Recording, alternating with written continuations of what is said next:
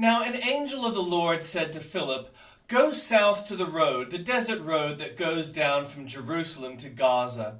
So he started out, and on his way he met an Ethiopian eunuch, an important official in charge of all the treasury of Kandake, which means Queen of the Ethiopians. This man had gone to Jerusalem to worship, and on his way was sitting in his chariot reading the book of Isaiah the prophet. The Spirit told Philip, "Go to that chariot and stay near it." Then Philip ran up to the chariot and heard the man reading Isaiah the prophet. "Do you understand what you are reading?" Philip asked.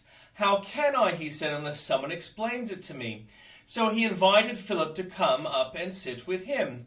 This is the passage of scripture the eunuch was reading. "He was led like a sheep to the slaughter, and as a lamb before its shearer is silent, so he did not open his mouth.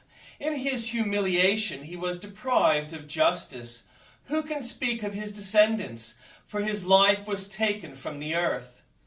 The eunuch asked Philip, "Tell me, please, who is the prophet talking about, himself or someone else?" Then Philip began with the very passage of scripture and told him the good news about Jesus. As they traveled along the road, they came to some water, and the eunuch said, "Look, here is water. What can stand in the way of my being baptized?" And he gave orders to stop the chariot. Then both Philip and the eunuch went down into the water, and Philip baptized him.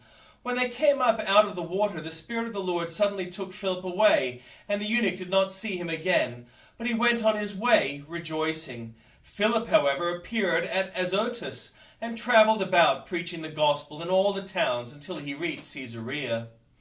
And the Old Testament reading. Then Bildad the Shuhite replied, "How long will you say such things? Your words are a blustering wind. Does God pervert justice? Does the Almighty pervert what is right?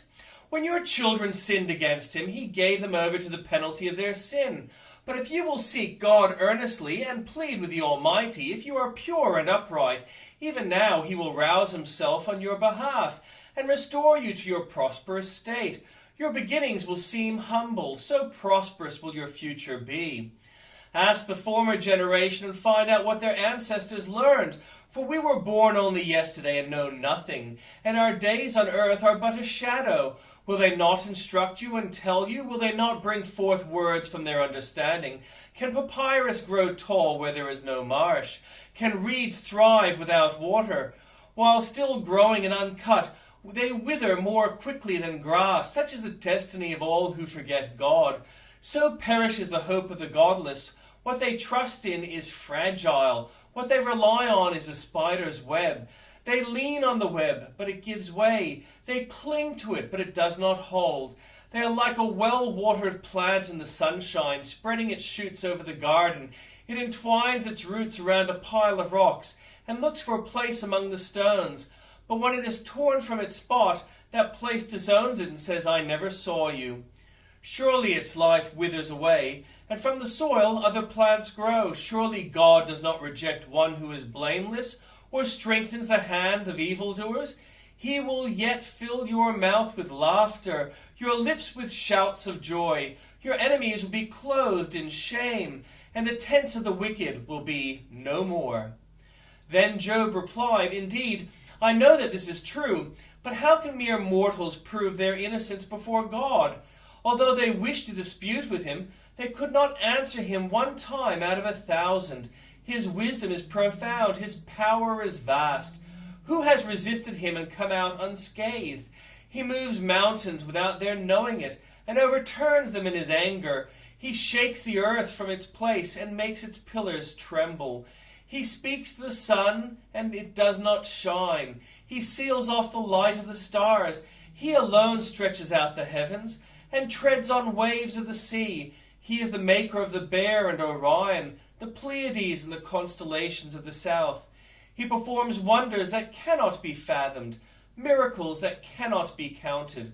When he passes me, I cannot see him. When he goes by, I cannot perceive him. If he snatches away, who can stop him? Who can say to him, 'What are you doing?' God does not restrain his anger. Even the cohorts of Rahab cowered at his feet. How then can I dispute with him? How can I find words to argue with him? Though I were innocent, I would not answer him. I could only plead with my judge for mercy. Even if I summoned him and he responded, I do not believe he would give me a hearing. He would crush me with a storm and multiply my wounds for no reason. He would not let me catch my breath, but would overwhelm me with misery. If it is a matter of strength, he is mighty. And if it is a matter of justice, who can challenge him? Even if I were innocent, my mouth would condemn me. If I were blameless, it would pronounce me guilty. Although I am blameless, I have no concern for myself. I despise my own life. It is all the same. That is why I say he destroys both the blameless and the wicked. When a scourge brings sudden death, he mocks the despair of the innocent. When a land falls into the hands of the wicked, he blindfolds its judges. If it is not he, then who is it? My days are swifter than a runner. They fly away without a glimpse of joy. They skim past like boats of papyrus, like eagles swooping down on their prey. If I say I will forget my complaint, I will change my expression and smile, I still dread all my sufferings, for I know you will not hold me innocent. Since I am already found guilty, why should I struggle in vain? Even if I washed myself with soap and my hands with cleansing powder, you would plunge me into a slime pit, so that even my clothes would detest me. He is not a mere mortal like me, that I might answer him, that we might confront each other in court. If only there were someone to mediate between us, someone to bring us together, someone to remove God's rod from me, so that his terror would frighten me no more. Then I would speak up without fear of him, but as it is now stands with me, I cannot. I loathe my very life.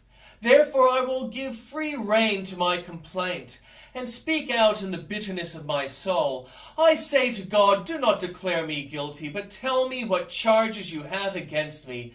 Does it please you to oppress me, to spurn the work of your hands, while you smile on the plans of the wicked? Do you have eyes of flesh? Do you see as mortals sees? Are your days like those of a mortal, or your years like those of a strong man, that you must search out my faults and probe after my sin, though you know that I am not guilty and that no one can rescue me from your hand?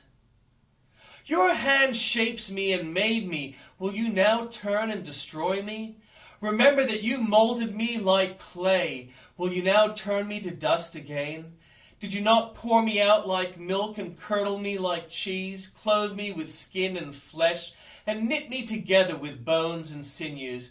You gave me life and showed me kindness, and in your providence watched over my spirit. But this is what you concealed in your heart, and I know that this was in your mind. If I sinned, you'd be watching me, and would not let my offense go unpunished. If I am guilty, woe to me. Even if I am innocent, I cannot lift my head, for I am full of shame and drowned in my affliction. If I hold my head high, you stalk me like a lion, and again display your awesome power against me. You bring new witnesses against me, and increase your anger towards me. Your forces come against me, wave upon wave.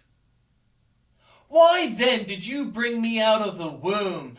I wish I had died before any eye saw me. If only I had never come into being, or had been carried straight from the womb on to the grave.